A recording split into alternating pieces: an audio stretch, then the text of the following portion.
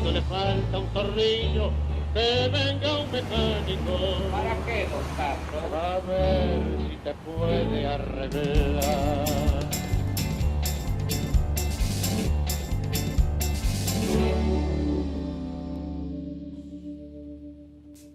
Buenas noches, bienvenidos a esta nueva edición de El Tornillo, aquí en el canal de la ciudad. Jefe. ¿Cómo estamos? Yo he gripado. ¿Ves? Estamos, yo creo que en un contexto... Tipo Gravity estamos. No, ¿sí? bueno, bien desafiante porque hay como una situación de enrarecimiento del clima político, económico, peleas por todos lados con los gobernadores, pelea del Sí. presidente, incluso con algunos de sus comunicadores más afines, en un contexto en el cual los mercados ven con cierta desconfianza, por llamarlo de una manera elegante, el curso del el avance del programa económico, bueno, tomando decisiones muchas veces que ponen de manifiesto más bien, bueno, posturas no cooperativas, empresas que se quieren del país, inversores que no renuevan, unas que cobraron ahora el cupón impactante, ¿no? 4.300 millones de dólares, no están renovando, no quieren más papeles argentinos. Y esto nos remite, primero, a una pregunta más puntual: ¿por qué el mercado no confía en un presidente promercado? Y algo más general, a mí me parece más interesante, y es estas políticas de estabilización, de esta lucha contra la inflación. Vos algo sabés de esto porque estuviste ahí en el frente de batalla. Políticas de desestabilización. Bueno, ¿por qué cuesta tanto que la gente crea, que confíe? A pesar de que la inflación baja, a pesar de que puede volver un poquito de crédito, pasó en los años de Menem, que tardó mucho en encontrar un consenso, está pasando ahora. ¿Cómo lo ves? Y bueno, la Argentina es la Argentina, ¿no? Cuando uno mira y ya el préstamo, ¿no?, de Baring Brothers, casi rompemos el banco y tuvo que surgir el que le había prestado plata a Napoleón, ¿no es cierto? No, porque Rothschild, esto es la época de Rivadavia, verdadero Rivadavia, 1824. para salvar las papas, ¿no? Luego, y después vino 1890 y así sucesivamente. La Argentina no es un país que suele honrar sus deudas, ¿no? Y esto hace una reputación muy difícil de levantar, Sergio. Por el otro lado, cuando vos todas las decisiones políticas decisivas las dejás descansar en la mano de alguien, y ese alguien, como todo el mundo en la vida, tiene altibajos, ¿no es cierto? Cuando le va muy bien, las cosas van muy bien, y cuando las cosas no empiezan a ir tan bien, ¿no es cierto?, tampoco uno puede pensar, ¿no es cierto?, que la confianza crezca, sino todo lo contrario. Y estamos en un momento, viste, que la estrella de Milei, obviamente, sigue irradiando rayos por todos lados, sin embargo, es como que está perdiendo aura. Y la está perdiendo, ¿por qué? Bueno, por muchos fenómenos. Primero porque el gobierno, viste, ya tiene un año y pico, las cosas en la Argentina, viste, no deslumbran como en su principio, los gobernadores empiezan a hacer su juego, vienen las elecciones, ¿cierto? Su principal enemiga que tenía electoralmente no va a jugar, se le fragmenta toda la política. ¿Lo decís por Villarroel? Sí. Tremendo, ¿no? No, increíble. Entonces digo, es un sistema que, por el otro lado, al ser tan exuberante, genera un poco de cansancio, ¿no? Ahora, ordenemos un poco, porque vos decís, acá está la cuestión histórica, la reputación, lo que fue la Argentina hasta ahora, Sí, ese es un tema importantísimo. que no es poco, ¿no? Porque Que vos tenés entonces que sobreactuar a full, Claro. ¿no? Eso te lleva a la sobreactuación, Bueno. porque no te cree. Entonces, después tenés... Y pagar más. Claro. Después tenés la estrategia macro, que te puede parecer excelente o más o menos. Está funcionando, seguramente hay cosas para Funciona. corregir. Seguramente hay un debate, como hablamos la vez pasada, sobre el tipo de cambio. Pero, Claro. mal o bien, uno diría, lo macro debería estar Debería. más o menos... Sí, ¿no? sí, por lo menos por unos años. Lo cual en la Argentina son siglos. Bueno, después tenés esta cuestión micro, ¿no? Este sector que no arranca, este sector que está Sí, cayendo, sí. o tocar intereses en Sí. reformas para aumentar la competitividad, ahí se complica Totalmente. Y en bastante. la cuestión macro está obviamente el tema del dólar atrasado. Atrasado. ¿no? Y Porque después ahí, tenés- si esto bueno, llega a subir, como claro, está subiendo, obvio. Te generan impacta la riesgos. inflación. Y tenés finalmente algo que sí podés unilateralmente, me parece a mí, mejorar un poco, que es la estrategia política. Vos decís, lo macro, lo micro es muy Totalmente. difícil. Ahora, en la política vos tenés una opción, y es armar un consenso, armar una Claro. coalición. Ahora esto va justo en contra de la naturaleza del gobierno. ¿no es Claro, cierto? el gobierno Ahí hace hay lo un contrasentido. contrario que necesita. Totalmente. En ¿Por ese qué? punto sí. Bueno, explícame. Bueno, porque hasta ahora le dio resultado electoral. Pero- Una vez. Sí, pero... Una vez. Ah. ¿No es cierto? Y después de ese resultado, porque estamos ahora esperanzados, ¿no?, con estas elecciones que vienen. El gobierno esperanzado con qué? Con tener, bueno, los diputados y los senadores suficientes para iniciar programas de reforma. No los va a tener naturalmente. Entonces... Y entonces yo creo que se vive el día a día, Sergio. Se vive el día a día, ¿no es cierto?, haciendo del futuro una imagen que sirve para el presente, pero paradójicamente no se va a dar en el futuro.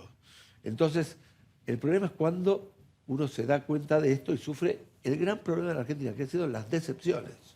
¿eh? Ahora, vos estás Porque en sugiriendo... vez de, vos entendés, bueno, las volatilidades, por ejemplo, ahora el gran tema de la semana, ¿no? Alguien dijo volátil, ¿cómo volátil? Lo más normal, el mundo es volátil. El mundo es volátil, la vida es volátil, la vida. ¿no? Perdés 2 partidos, puedes ganar una Libertadores y ya te están insultando, ¿no? Yo estoy pensando algo diferente de lo que pensé hace 2 horas, evidentemente. ¿no? Lógico. Bueno, entonces, en ese punto, dramatizar y querer congelar situaciones y querer ser absolutamente optimistas de que tenemos un futuro de potencia aquí a la vuelta, es una sobreactuación que hasta es contraproducente. Entonces, convenimos aquí que en lo macro uno diría, bueno, se puede corregir algo, pero las cosas están relativamente razonables. Lo micro dudas, no va a tener apoyo para las reformas, bueno, tributaria, previsional, Bueno, y ahí laboral. estamos, ¿no? Ahí está el problema. Y en la estrategia política, el gobierno que hace lo contrario a lo que uno, por lo menos en teoría, Bueno, sugiere Sergio, o pero vos leyendo, fijate, o ¿no? leyendo los textos Totalmente. de programa de estabilización, Programa de lo contrario estabilización. lo Pero entonces necesita. estamos un paso antes que Menem, porque Menem hizo las reformas, Claro. ¿no es cierto?, estructurales, y después falló en las reformas de segunda generación. Tal cual. Acá no estamos pudiendo Ni lo entrar primero. ni en las reformas de primera generación. Ahora, fíjate, Menem gana con un apoyo extraordinario y amplía su coalición. Es decir, habiendo ganado con el viejo PJ, con la vieja lista 2, a pesar de eso, con mayoría en ambas cámaras, amplía, incorpora al UCD, Bueno, incorpora parte del partido uno podría decir intransigente. que fíjate, Dualde hizo lo mismo. Tal cual. Sin ganar una elección, en un gobierno de Con emergencia. Kirchner empieza esto a resentirse, ¿no? Porque uno dice, hay 3 patas del poder, ¿no? La política. ¿Qué es esto? La ampliación, la convocatoria, el consenso. Sí. La plata, Sí. la guita, ¿no es cierto? Y los palos, la represión, ¿no? La política argentina, a partir de Néstor Kirchner, estuvo de alguna manera renga de esta tercer pata decisiva, que es la política. No, pero él amplió con el radicalismo, Sí, lo pero incorpora fíjate, a Cobos. fíjate lo que era el gabinete inicial, Sí. ¿no es cierto?, de Kirchner. Lavagna. Y cómo fue sacando gente, ¿no? Y lo fue achicando a Piacere a un gabinete que no para existe, sostener el poder él. ¿no? Él me lo dijo personalmente en un reportaje, ¿no? Dijo, cuando ganamos nos sacamos de encima los superfluos y cuando perdemos nos sacamos de encima los traidores. Bueno, digo, te vas a quedar solo en un punto. Bueno, Ahora, sos superfluo o traidor, vos esa es una fijate que diferencia. los mini ministros Claro, de Macri, claro. ¿no? De alguna manera la presencia estelar de este triángulo de hierro, acero, plata, plomo, níquel o molibdeno, no sé. ¿no? Estamos hablando de Milei, su hermana Karina y Santiago Exactamente. Caputo. Te habla de la reducción de la arena política democrática. ¿Te acordás? Sí, Juan sí, Lins, sí, claro. era un politólogo insigne, Claro. que hablaba de eso, ¿no? Que es el preámbulo, de alguna manera, ¿no?, a estos gobiernos que se entronizan como gobiernos de crisis y creen que la crisis entonces tiene que ser permanente. Ahora, eso implica una anulación de la política democrática, del diálogo, Bueno, del debate. Evidentemente, ¿no? Y vos fíjate, la devaluación de la palabra también. Hoy la palabra sirve simplemente para expresar pasiones, ¿no? O sea, puteadas, ¿no? Lo que llamo el puteadismo de Estado, ¿no? Ahora, la palabra debería servir también como para comunicarnos, ¿no? Ahora, la comunicación implica escuchar al otro y alcanzar consensos racionales, sea por argumentación, sea por empatía. Ahora, sea por lo que sea, eso no existe hoy. acá llegamos a un punto un poco, no digo dramático, pero Álgido. una vez que la Argentina se está ordenando fiscalmente, cosa que durante décadas no hicimos, ¿no? Una vez que parecía... Y que hay consenso sobre eso. Bueno, te iba a decir que hay un consenso, o sea, lo estamos haciendo y hay un consenso social, más que Social, político, social. lo cual es aún más importante. Más importante porque arrastra el político. La sociedad lo que es de abajo hacia arriba el consenso por una estabilidad monetaria, fiscal, el fin de la inflación. Tenemos un gobierno que se alinea, bueno, es lo que hay, ¿no? Pero con los países de Occidente. Después decimos son democráticos, no democráticos, no importa, es Occidente, ¿no? Bueno. Hay una alineación, nos alejamos de, bueno, de Irán y compañía, y uno diría, bueno, dos Y también cosas. podría haber un consenso sobre eso.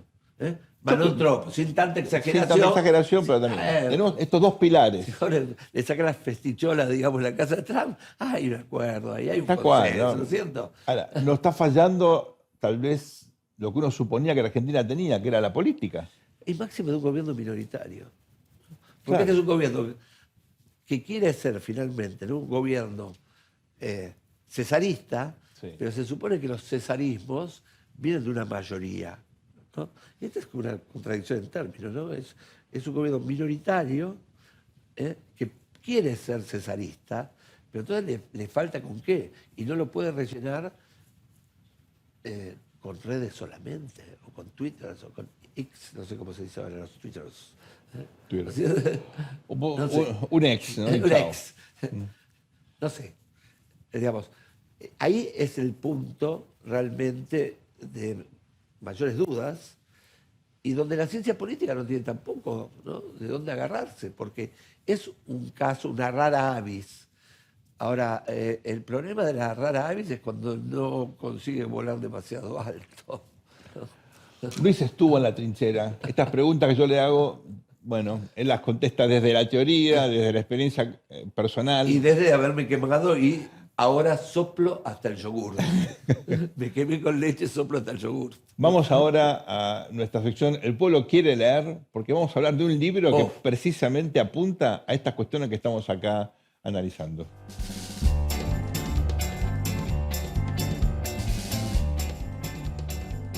Este libro de Juan Carlos Torres, que es una especie del Durkheim argentino, el padre de la sociología argentina, junto con Sí, Gino- y algo más.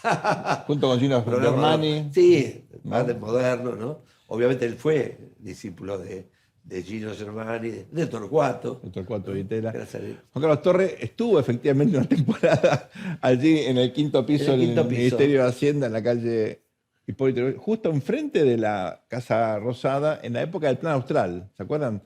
Con Fue el equipo- escriba y mucho más, ¿no? Claro, Fue él también hacía como una hermeneuta, especie- de una alguna hermeneuta. manera, y testigo. Es un gran pensador, es un gran intelectual, y en este libro nos cuenta cosas que acá acabamos de discutir y que dentro de un ratito vamos a hablar con nuestro entrevistado, que son las dificultades para políticamente procesar las tensiones, los conflictos Totalmente. que surgen en los procesos de estabilización Totalmente. económica. Fundamentalmente la contradicción que se da entre las demandas políticas, ¿no es cierto?, y máxime en ese momento, ¿no?, que parecía que con la democracia, ¿no?, se educaba, ¿no es cierto?, se crecía, se bailaba, digo, no había expectativas realmente desmedidas. Y por el otro lado, una economía, bueno, que venía del endeudamiento absoluto de los militares, cierre de industrias, ¿no? Las contradicciones que te pedía el ajuste y por otro lado las demandas efervescentes, ¿no? Algo que siempre alertó nuestro querido amigo Edgardo Cántaro, ¿no? Claro. Padre de Alejandro. Ustedes saben que eso se dio en la década del 80, toda América Latina, todo el mundo del desarrollo había defaulteado en el año 82. Empezó México y fue como una especie de efecto... La así, famosa crisis de la deuda. Claro, una crisis de la deuda que en Argentina duró hasta la llegada de Menem, que con el plan Brady... Claro, pudo que no había efectivamente- Brady, no había claro, Breaker, no había nada. Entonces Argentina estaba con múltiples demandas de la sociedad que pensaba que con la democracia... Pasa era que quería bien. darme un presidente como Alan García. Bueno, que había defaulteado también la deuda. No terminó muy bien. pobre. Y claro, la dificultad de bajar la inflación, hacer ajustes fiscales relevantes, todo eso está en este libro contado, me parece, con maestría y con la capacidad que tienen unos pocos, y es de seleccionar lo realmente importante. Bueno, eso contribuye, creo yo, a entender este contexto que estamos viviendo. Y a propósito de ello, Luis, tenemos ahora un entrevistado que viene del mundo de las finanzas, pero tiene una formación primero personal e intelectual muy sofisticada, es un gran analista, conoce mucho de periodismo y prometió enseñarnos a ganar mucha plata. Vamos a No ver me si diga. cumple. Sí, vamos a ver si cumple. Es hincha millonario, Yo eso siempre soy debería... tan mal alumno para esas cosas. Ya volvemos aquí en El Tornillo por el canal de la ciudad, no se vayan. Al mundo le falta un tornillo, que venga un mecánico. Continuamos aquí en El Tornillo, por el canal de la ciudad, y tenemos el placer, como adelantamos en el bloque anterior, de entrevistar a Javier Timerman. ¿Cómo estás, Javier? ¿Qué tal? ¿Cómo andan? Muchas gracias por acompañarnos. No, gracias. Te prometimos a la audiencia que nos íbamos a enseñar a ganar millones, así que el prometo. Tenés que ser en privado. Javier, pregunta primero general. Estamos en un proceso raro de guerras comerciales, de turbulencia en los mercados, sin embargo hay máximos en Wall Street que llaman la atención. Una empresa como Nvidia que llega a los 4 trillones, que es una cifra descomunal. La globalización sigue a pesar del fin de la globalización, me refiero a la globalización financiera. Mucha gente habla que fue la globalización, el primer ministro de Canadá, que es un ex banquero central, el primer ministro del Reino Unido. Sin embargo, los mercados siguen funcionando como si no pasara nada. Sí, es tal cual lo decís. Hemos vivido en los últimos años, estoy hablando de los últimos 20 años, muchos episodios muy raros que desafiaron la convención de lo que uno podía esperar. Por ejemplo, yo me acuerdo, una de las cosas que más me sorprendió a mí es cuando se decía, bueno, las tasas nunca van a llegar a ser negativas, ¿viste? Como diciendo, claro, tasas de 1%, decíamos, nada, pero ¿cuánto más? Y bueno, terminó habiendo tasas negativas en casi todos los países centrales. Entonces, se viven fenómenos que pueden continuar, sorprender, etc. Y hay mucha volatilidad en términos de que pasás de un escenario catastrófico, como el que vimos, ponele en abril, cuando Trump anunció la guerra comercial, y de repente, 2 meses después, estamos en los niveles récord históricos. Y a lo mejor el mes que viene pasa otra cosa y también caen de una manera abrumadora y se recuperan así. Así que lo que podemos decir es que manteniendo una tendencia alcista, llamémosla, como que nada termina rompiendo a los mercados, ¿no? Hay volatilidad, la volatilidad existe especialmente en activos más de riesgo, pero la realidad es que todo parece estar siempre terminando en los máximos. Ahora parecía que en vez de las expectativas racionales, las que priman son las expectativas pasionales, ¿no? Sí, cuando llega un banco, vamos ahí, ¿no? Es una cosa que va mucho más allá del cálculo a veces, sino los dominó, ¿no? O sea, que yo recuerde en los últimos 2 años, para no ir más lejos, hubo eventos que de por sí en otras circunstancias, en otras épocas, hubiesen causado mucho caos en los mercados. Por ejemplo, la guerra Rusia-Ucrania, que fue una invasión a Europa donde realmente se sancionó a Rusia como no se había sancionado en la época comunista, hasta diría yo. Pero estaba en peligro toda la provisión energética. Claro, había exacto. Y de vuelta empezamos a pensar en qué pasa si Rusia invade la bomba atómica. Y por qué no están más preocupados, decía yo. Los rusos, después de todo, tienen la bomba atómica. Y sin embargo, eso pasó. Pasó también la crisis de los bancos pequeños, los bancos regionales de Estados Unidos, que de repente quebraban uno por día, y son bancos grandes, que en otro momento hubiesen impactado en el mercado de renta fija, porque muchas de estas ciudades donde están estos bancos emiten deuda, etcétera, y no pasó absolutamente nada. Esto tiene que ver, en parte, aunque sea, con los nuevos métodos, algoritmos, con el hecho que la mano del hombre tiene menos importancia en general las estrategias de inversión. Yo creo que tiene que ver un poco con eso, y también con el hecho de que las finanzas se han expandido de forma... la tecnología hizo que haya mucho más jugadores, llamémoslo. En una época, abrir una cuenta en un broker para operar era una cuestión, había que mandar documentos, te volvían documentos, mandabas documentos, te volvían faxes que iban y venían. Y hoy en día la abrís y te compras a los 15 minutos, mandás la plata vos a través, y te compraste una acción. Y eso es bueno porque diversifica muchísimo el riesgo y lo hemos visto. Y por otro lado, creo que también se han tomado muchos recaudos desde el punto de vista de las grandes instituciones para no apalancarse de la manera. La crisis del 2008 también fue una enseñanza. El mercado se apalanca menos. Y al apalancarse menos, las crisis impactan menos.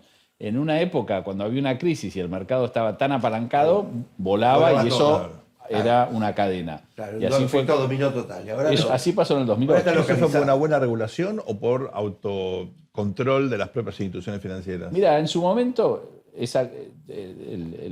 los controles que hubo a partir de la crisis del 2008 cambiaron muchísimo la forma de trabajar. En esa época, o sea, sin ir más lejos, los bancos dejaron de tomar riesgo, los bancos de inversión incluso, dejaron de tomar riesgo. Y bueno, y uno se pregunta, ¿está bien, está mal? Sí, o sea, creo que el trabajo de los grandes bancos se enfocó en el cliente y en no en tomar riesgo para su propio, Claro. Claro. sus propios balances. Y de alguna manera, te digo, no sé si eso no impactó negativamente en algunos flujos a países emergentes, porque muchas veces había mucho flujo por parte de los mismos bancos y operadores hacia países emergentes. Pero creo que esta expansión tecnológica, y creo que constantemente nos sorprende, es beneficioso. Y en la Argentina también me parece que está impactando positivamente, porque hay países como Colombia, por ejemplo, que es un país que tiene un mercado de capitales mucho menos desarrollado que el nuestro en términos de productos. En Colombia hay 3 empresas que emiten deuda en la bolsa, en el mercado de capitales, y las demás ni siquiera van al banco, piden un préstamo, pero no hay instrumentos financieros en el mercado de capitales colombiano. Pero a pesar de eso es mucho más profundo que el nuestro, porque la gente ahorra más, Claro. y porque la gente tiene la costumbre de salir y comprarse una acción de Ecopetrol, que es el equivalente a YPF. Incluso hubo un programa para vender acciones de Ecopetrol en el supermercado. Entonces la gente se compra una acción, 2 acciones. ¿Cuántos Algo de yogur- changuito. cuántos yogures? Claro, exacto, con los yogures. Choclo. Y esas acciones pagan dividendos. Entonces la gente ahorra de esa manera. Está muy Mirá bien. vos. Ah, muy distante. de Pregunta la mirando ya a la Argentina. Argentina, en este contexto tan singular de los mercados, aparece como un enigma o una pregunta, y es, ¿por qué el gobierno más promercado, probablemente en la historia argentina, no logra que el mercado confíe en su política económica, teniendo una reputación, me parece, fiscalista muy, muy sólida, con un equipo económico muy solvente, tanto del Banco Central como en economía? ¿Cuáles son las dudas o los motivos que explican esta todavía desconfianza? Los mercados no confían o desconfían solamente de un gobierno. Confían e invierten en un país. El gobierno es circunstancial y hay una historia atrás. Y nosotros somos a través de nuestra historia, hemos tenido gobiernos que han cambiado las políticas de forma muy abrupta. No hay políticas de Estado. Eso es un tema nuestro como país. Nosotros no logramos los consensos mínimos para que haya políticas de Estado. Yo siempre digo, política de Estado en la Argentina, 1,5. Había 2, que eran Malvinas y la selección, ponele. La selección la mantenemos. Malvinas hasta ahí nomás, Más o porque ya no hay más.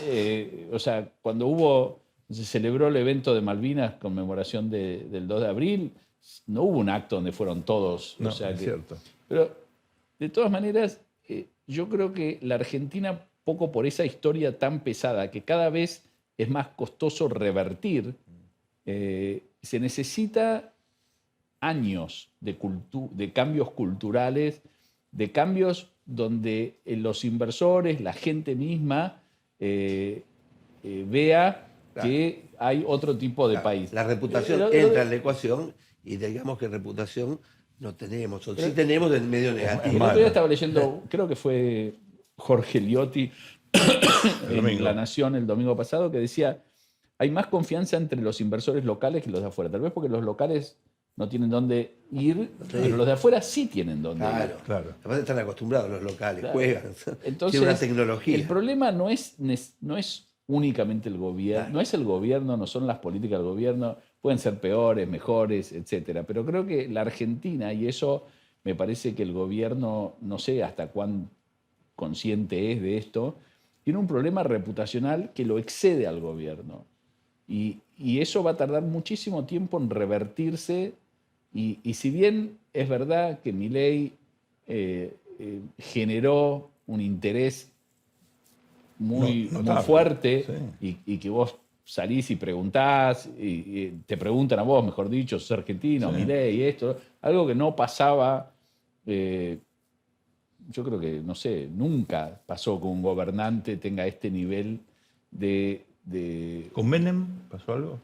puede ser que con Menem, pero era otro momento porque había no había redes sociales, Claro. entonces la gente no conocía. Un americano típico no conocía, tal vez el establishment sí, pero era un grupo reducido. Acá realmente conocen a Milei, pero después el tipo que decide invertir, ese tipo tiene que tomar muchas cosas, analizar Claro, muchas muchos variables. temas, mirar muchas estadísticas, pensar en el mediano y largo plazo, etc. Entonces dice, voy a esperar. Claro, desde ese punto de vista, Sergio, es a veces un milagro que nos presten de vuelta, ¿no? Que pongan un peso. Porque cuando ves la historia y los grandes default argentinos, ¿no es cierto?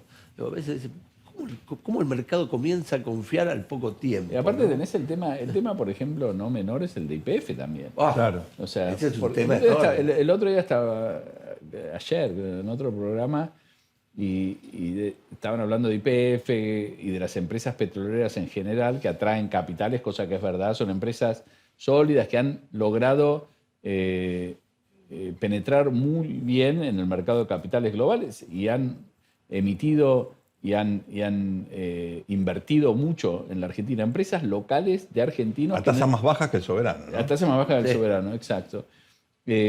Entonces, yo pensaba, en el pasado hubo empresas así que invirtieron muy fuerte en temas de infraestructura vial, por ejemplo, de las rutas, Sí, peajes, etcétera, etcétera. Y sin embargo, estoy hablando en los 90, y Sí. sin embargo se cambió la regla del juego, hubo una especificación, bueno, ponerle que la especificación, pero después un congelamiento de tarifas, tarifas, se sí. fundieron muchas se fueron, muchas fueron nacionalizadas, etcétera. Y fue un círculo vicioso donde no les daban tarifas, no hacían inversiones. Bueno, ya no va a haber más. Andá a convencer a alguien de poner plata para hacer una ruta que tenés que estar 30 Sí, sí. años. Sí. Lo mismo con servicios públicos, ¿no? Con servicios El agua, públicos. imagínate. Exacto. A ¿Cuánta los gente? franceses. O sea, Claro. Una los catástrofe, franceses una se fueron. catástrofe. Vinieron empresarios locales. Los empresarios locales también tuvieron problemas con las tarifas, etc. Sí, claro. Entonces, todo eso cuesta mucho revertir, muchísimo tiempo. Y es el principal escollo que tenemos nosotros. Porque, mirá Estados Unidos, ¿no? Está bien, es Estados Unidos, etc. El Congreso americano acaba de pasar una ley escandalosa. Sí, sí. O sea, donde hacen mierda todo lo que es o sea, van a condenar a Estados Unidos a tener déficit por mucho tiempo, etc. Incluso gente muy del establishment, como Larry Summers, por ejemplo, dicen que la pérdida de servicios que va a tener el de salud, etc.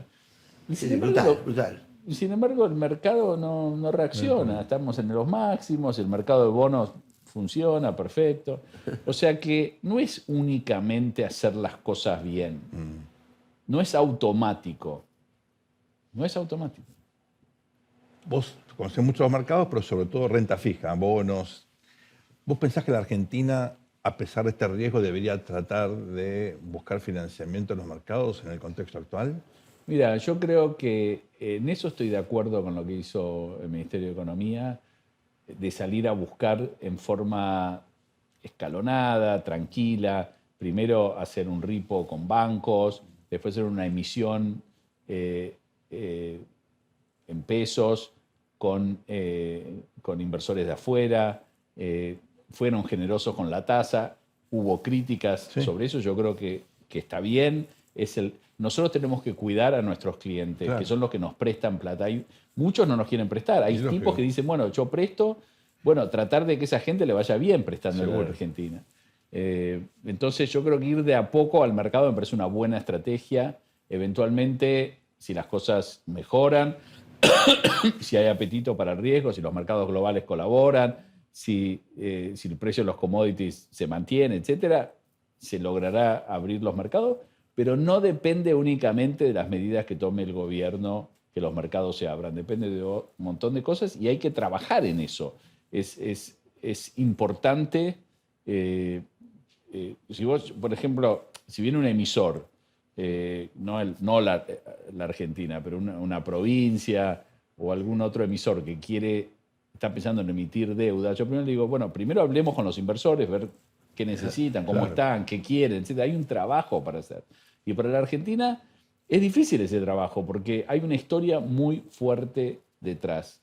Y no sabemos lo que va a pasar en 5 años, no lo sabe Milei. Dicen, no vuelven más. Dice, pero No sabemos. no sabemos. ¿Quién sabe eso? ¿Quién vuelve? ¿Quién no vuelve? Claro, No se ¿de sabe. qué se trata? Nada. Hay un problema de financiamiento de la obra pública. El gobierno, entre otras cosas, decidió terminar la historia de Vialidad Nacional. Hay una necesidad de que haya infraestructura física en la Argentina, básica para movilidad, para la producción. ¿Hay una manera de que el mercado llene ese vacío, de que haya mecanismos de mercado para financiar obra pública, como vos sugerías recién? ¿Son inversiones que se recuperan en el largo plazo? Yo hoy no lo veo. O sea, mira, yo, como ustedes bien lo saben, yo me fui de la Argentina cuando tenía 16 años. Me fui, estuve 5 años en Israel, después me fui a Estados Unidos. Llegué a Estados Unidos en el año 82. Asumamos que después de Estados Unidos, yo me quedé en Estados Unidos, pero asumamos que me hubiese ido a otro país. Y recién vuelvo este año a visitar los 3 países que visité o que viví cuando era pequeño. Primero voy a Estados Unidos y digo, uy, qué impresionante los cambios que hubo, ¿no? Pienso, che, mirá lo que es la tecnología, lo que es Nueva York, ¿no? Etcétera, cómo cambió todo. Voy a Israel y digo, pero esto No puedo es creer. una potencia mundial, esto no se puede creer. Las más grandes empresas tecnológicas, las rutas, es una cosa lo que progresó. Vengo a Argentina y digo, acá hubo una guerra. Acá hubo una guerra. Está peor que cuando yo me fui. Entonces, es difícil. Eso lo ven los inversores también, ¿no? Entonces, es difícil hoy pensar que el sector privado solo va a poder hacer va a poder financiar todo lo que hay que financiar. Y por eso las empresas se van. Claro. ¿no? Y es malo eso. Claro, O sea, y es un malo. ciclo vicioso, ¿no? Porque es gasto público que está evitado, pero es gasto público reprimido en última instancia, porque finalmente van a tener que pagar más, inclusive cuando la infraestructura del país se deteriora, ¿no? Vos postergás gastos, después tenés que poner más plata, ¿no? Y Por esa ejemplo, plata te va a salir. el caso de YPF, ¿no? Dice, no, ¿cómo pagar esto? Esos 16.000 palos, ponele que no los pagues, los vas a pagar. O sea, de otra manera, pero los vas a pagar. Tasas más altas, menos inversión, lo vas a pagar. O sea que todo esto genera incertidumbre. Claro, ruido. Por ejemplo, en el caso de YPF, cuando fue el tema de los bonistas, ¿no? Cristina decía, no les vamos a pagar un peso, qué sé yo. De repente no podías operar bonos. Claro. Eso tiene un costo. Le estás pagando. Claro, A alguien le estás pagás pagando. eso. Te la están supuesto. cobrando. Y de repente yo iba a ver inversores y me decían, no me hables de los fundamentos de Argentina porque esto para nosotros es un tema legal. Claro. ¿no? Es un tema legal. Claro. Yo tengo que consultar abogados, no economistas. Claro, no economistas. Me decían en el Terrible. 2014, 2015. Y ahora puede llegar a pasar lo mismo. ¿Y no hay una manera de arreglar YPF por un monto un poquito más razonable? Yo no soy un experto, pero calculo que sí. Mira, en Estados Unidos, viste, cuando alguien comete un crimen, no sé, pasás un semáforo en rojo, cualquier crimen, ellos lo llaman crímenes, ¿no? ¿Viste? Sí, claro. Sí, bueno. Cualquier crimen. Y vos decís, bueno, ¿cuál es? No, estos son 14 años de confinamiento, ¿viste? En una cárcel.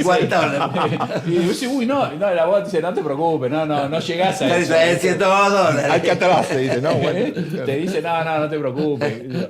Y yo creo que así son los yanquis, ¿viste? Primero te dicen, no, 14 años vas a estar, ¿viste? Sin Confinado. Sí. Y después terminás por 5 días que no puedes salir de tu casa. $100 de fine. El tema con la justicia americana siempre es presentarte y respetar los fallos. Totalmente. Los respetás no necesariamente pagando, pero participando del proceso. Sí, sí. Ya. En todo momento, y no, a mi juicio, no hacer declaraciones fuera del ámbito legal, Que irriten. que irritan. Y al juez americano no le importa si es Axel, no toman partido. Che, no son estos los responsables, fueron no, otros, claro. que ya no están. Es la República. Ahora nos vamos a portar Claro, bien. el respeto a la investidura y a la justicia Claro, tiene que claro. ser lo Ahora primero. nos vamos a portar No, bien. si Y vos lo que vas, defiende Estados participás. Unidos ¿por qué esto es tan importante para Estados Unidos?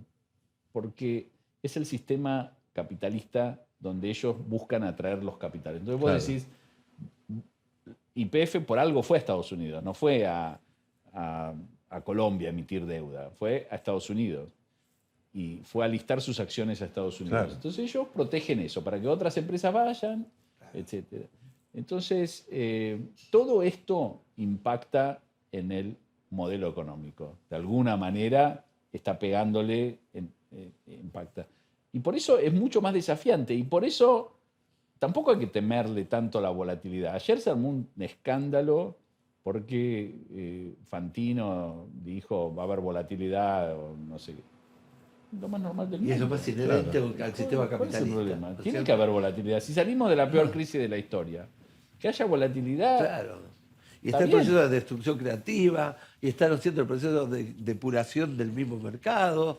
Y digo, no, esto es más viejo, viste, que Matusalén, lo que le pasa al capitalismo, los ciclos. ¿no? Totalmente. Así que bueno, pero, viste, muchas veces es el tema de la palabra de un Mesías, ¿no es cierto?, que se está haciendo cargo de todo y no admite, viste, críticas o palabras, porque se piensa que muchos son expectativas generadas por red, ¿no? Y vos lo que estás diciendo hoy es que esto es un fenómeno mucho más amplio. Más global. ¿No es cierto?, que está mucho más llevado en un periodo de tiempo de mucho más plazo, ¿no? Y hay que generar certidumbre y reputación. Me queda un ratito, Javier, tengo dos preguntas, una muy importante y la otra menos. La más importante es, además de River, que es lo más... ¿Qué te hizo volver a la Argentina en un contexto tan desafiante para el país? No, bueno, un par de cosas. Primero, yo estoy más grande, mis hijos están más grandes, entonces tengo la flexibilidad de estar en los dos lugares. Claro. Poder estar más tiempo acá, pero también estar allá, etc. Segundo, fundé una empresa hace 16 años, la empresa fue creciendo, yo también dejé de trabajar en un banco, no tenía esa libertad. Que tenía más libertad. Y después también en su momento decidí pasar más tiempo acá porque vine a acompañar a mi hermano que estaba en una situación de salud muy, muy difícil y quise acompañarlo los últimos años. ¿Qué injusticia se cometió con Héctor? Yo creo eso gran y ahora injusticia. vuelven a también lo reabrir creo. y espero que, bueno, ya no sé directamente qué pensar, porque el juicio anterior lo cerró la justicia, porque la justicia decía, si encuentro a todos culpables, también son inocentes, porque no sé de qué. O sea, si le doy la razón a la fiscalía, no hay delito. No hay delito. Entonces, ¿qué voy a hacer con los tipos? Entonces, la misma jueza dijo, ¿para qué vamos a hacer un juicio si después igual todo va a terminar en... Es tremendo. Pero ahora vuelven. Así que yo voy a tratar de defender la memoria de mi hermano. Hablando de familia, tu apellido está íntimamente vinculado a la historia, diría, más gloriosa del periodismo, ¿no? Tu padre fue, bueno, fundador de varios medios históricos, Primera Plana, Opinión, entre otros. ¿Qué sentís cuando tomás ya no tomás un diario porque lo ves por internet, ¿no? Pero cuando ves un viniendo de esa familia, de esa formación, con un periodismo que tenía criterios de calidad, de erudición que hoy no se encuentran, ¿qué sentís cuando lees el diario? Cultura, ¿no? No, me da tristeza la evolución del periodismo, especialmente porque yo he conocido grandes periodistas, más allá de mi padre, que podían trabajar en un medio, hacer periodismo serio, vivir bien, trabajando de su profesión, Claro. un trabajo y vivían bien. Y hoy todo eso se perdió y la gente, el periodismo es empresa, cosa que antes no era. es empresa, Son kioscos. sí, para no decir otras cosas. Empresa, viste, a veces le queda un poco grande. Pero lo que más tristeza me da es la falta en muchos casos, hay excepciones. Yo la verdad Claro, que obvio. agarro, hablando de diario, yo leo, por ejemplo, La Nación, incluso Clarín. Son muy buenos diarios, especialmente los fines de semana. Así pero es. Muy Mucho bien hechos. contenido. La verdad, dada la situación del periodismo en Argentina, que todavía tengamos La Nación, tengamos Clarín, otros medios también. Perfil. Sí, el perfil. Perfil, grandes exacto. columnistas. Realmente es muy bueno, espero que continúe, pero me llama mucho la atención la falta de educación del periodismo y cómo no intentan, entrevistan gente, hacen comentarios, etcétera, como que sin ningún tipo de estudio antes, ¿no? Y preparación. Y mi padre siempre decía, mi padre apenas terminó la secundaria, pero decía, lean libros, lean, edúquense. Antes de hacer una reportaje, yo pregunto, ¿saben lo que le van a preguntar? ¿Saben del tema que le van a preguntar? Esto creo que lo hablamos vos y yo, pero yo agarro, por ejemplo, un programa de televisión en Estados Unidos, que los programas de política son los domingos a la mañana, Claro, ¿viste? Así es. Y un Meet the Press o uno de esos, y entrevistan a un político, un senador, un diputado, un ministro, lo que sea, y son 20 preguntas, pero con... A ver, miren Debajo este de video. la línea de Video flotación. del tipo diciendo Sí. las cosas antes. Todos torpedos. Duran 15 minutos, o menos, pero le preguntó de todo con archivos, con quotes, con esto, en con lo otro. Inglaterra lo mismo. Y ese es darle servicio al televidente, al lector, etc. Y hoy en día son pocos los profesionales que buscan información. Mi padre siempre decía, busquen información porque ustedes son leales solo a sus lectores. Y el lector quiere información. No nos dijo cómo ganar millones, pero creo que fue súper interesante tenerte. Gracias, Javier. Un placer. No, gracias por Gracias, invitarme. Javier. Ya volvemos aquí en el tornillo, no se vayan. Al mundo le falta un tornillo, que venga un mecánico. Continuamos aquí en el tornillo, este es el último bloque. Luis, vos sabés que durante casi 3-4 años di un curso Ajá. en la Universidad de Itela sobre el impacto de la globalización en la política, ¿no? Y claro, veíamos diferentes autores, estábamos hablando entre el 2000 y el 2004. Creo que el último año Todavía fue existía el optimismo rampante. muy ¿No es cierto? claro, el mundo es chato. El mundo es plano de Friedman. Es plano, ¿te acordás? Sí, sí. El libro de Friedman. Veíamos un montón de textos y aparecía siempre esta especie de miedo a los mercados. No, los mercados te castigan y no te enfrentes a los mercados porque si viene el mercado y te corre. Y ahora ve uno, El nuevo emperador. uno que el mercado se adapta a cualquier cosa. Los tipos siguen apostando. Donde pueden hacer un manguito, ¿no? Absolutamente.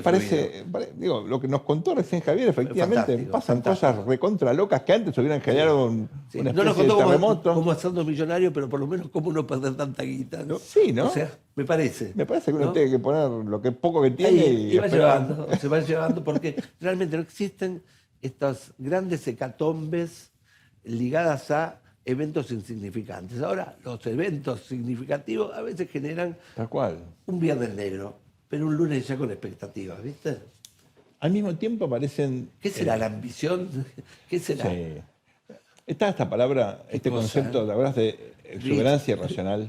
La exuberancia racional, totalmente. ¿no? Greenspan, De Alan Greenspan, Greenspan. que algo sabía de todo esto. Totalmente. Vos sabés que me dio vuelta en el reportaje varias veces diciendo exuberancia racional, ¿no es cierto? Bueno, lo que traté de más o menos manifestar con esto de expectativas pasionales. Claro, pasionales. Y la pasión es hacer money.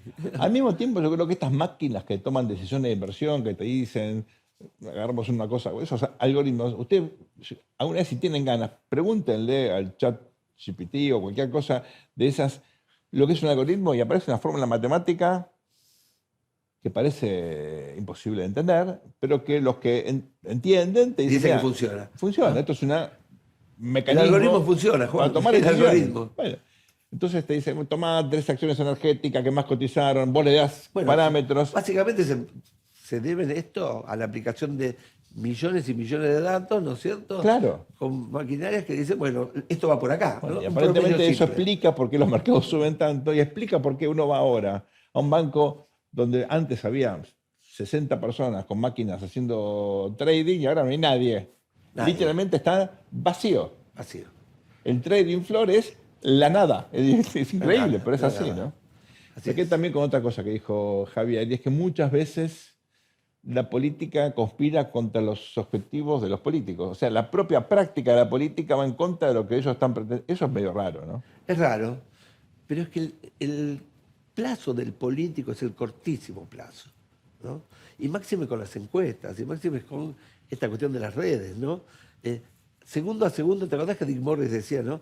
Que siempre es tiempo electoral, ¿no? Sí, claro. Bueno, ahora es siempre tiempo de microlegitimidad, ¿no? El presidente no puede bancarse un traspié, porque empieza a volar bajito, ¿no? Y máxime cuando no tiene masa institucional. Está solito mi alma, no es un halo, es una virtualidad. Vamos a tener que hacer un programa, Luis, sobre si hay otro camino. No digo la tercera vía. Puede servir la política. Otro camino así le había puesto No, yo bueno, al puede programa ser- que copié ¿En serio? de la tercera vía La en tercera, época otro camino. en la época de la Alianza. No, bueno, la pregunta se llamaba es- el otro camino. Pues, ¿puede haber una manera lógica de hacer política más razonable, más Sí, dialogada? pero yo creo que tiene que pegar una vuelta cultural, porque en este momento estamos viviendo el éxito del odio. Estamos viviendo el éxito de la pasión en contra. Me parece que cuando nos cansemos de la exuberancia de esto, ¿no? Los gobiernos son paramétricos, los gobiernos se adaptan. El gobierno de Milei en otras circunstancias no hubiera sido un gobierno puteador, ¿no? Estoy seguro de ello, porque hubiera sido anatematizado en las encuestas, ¿no? Yo ese momento digo, una oración es sujeto, verbo, predicado, le puedes poner algún- La Algún adjetivo calificativo. Sí, ¿la política qué es? Un proyecto, el progreso de la Sí. prueba. Sí, pero ahora son solamente adjetivos calificativos o descalificativos. Un adjetivo Sobre todo, descalificante. ¿no? Claro. Parece que estamos en eso. Bueno, nos quedamos con esta, creo yo, sensación de que no sabemos ganar plata, tal vez sabemos cómo no perderla tanto y, Bueno, no es mi caso. y me parece Tengo que algunas, aprender a desgastar, no a gastar. algunas claves para comprender este contexto tan singular. Vamos ahora a nuestras historias de quinchos.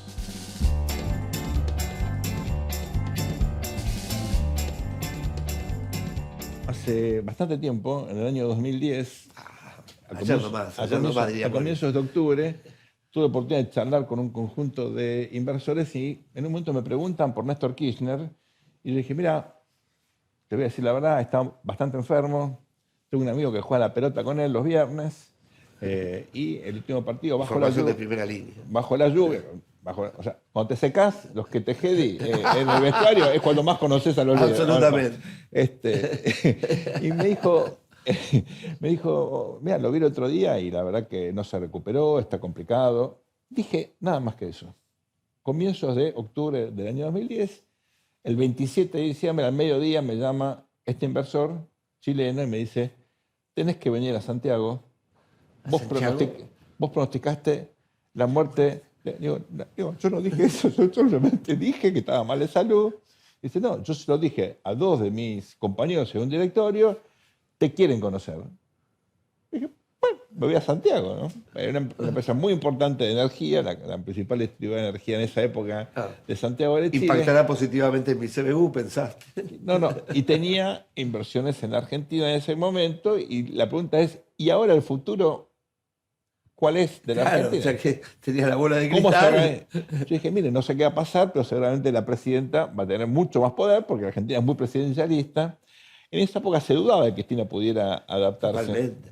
Uno Bueno, de los- los mismos peronistas, ¿te acordás que quisieron manotear todos el centro en su momento? Claro, ¿no? y no pudieron. Desde Aníbal Fernández. Claro, ella se ¿no? aferró. Hasta el señor Hugo Moyano. Por supuesto. Bueno, la cuestión es que voy a esta reunión de directorio, había mucha gente, algunos muy, muy conocidos, y yo conocía de nombre a un famoso economista chileno, Victorio Corvo, que es una eminencia muy respetado por los economistas, Y por supuesto, después de la charla que yo tuve que dar, en la cena me acerco, los saludo, me presento, conocí a varios economistas argentinos amigos, y nos ponemos a charlar y me dice lo siguiente.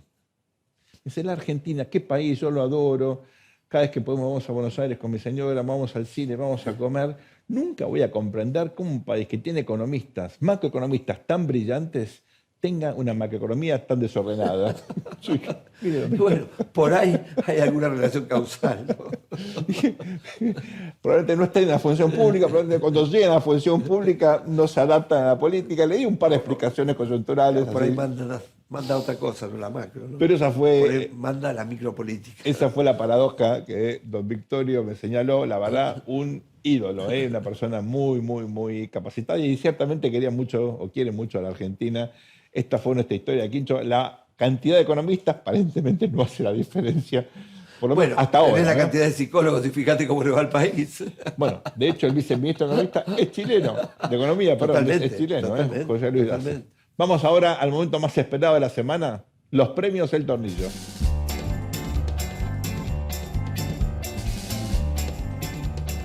Tornillo dorado esta semana, 4.225 millones de razones para darle el tornillo al Tesoro de la Nación Argentina, que cumplió con sus obligaciones. Pagamos los vencimientos de los bonos. Milagro. Aleluya, cantan No es los poco. inversores. Un No pasito es poco, más no es poco. hacia lo que alguien llamó desendeudamiento. Tornillo dorado, juntaron la plata, pagaron, la gente está contenta que tiene un mango en el bolsillo, los que contenían esos bonos. Lo importante es cumplir con las obligaciones, como dijo Nicolás Avellaneda, sangre, sudor y lágrimas, este país va a cumplir con sus compromisos. Muy bien. Tornillo blanco para los dos líderes que han conseguido reunirse gracias a la desunión que está produciendo en el mundo el señor Putin. A ver.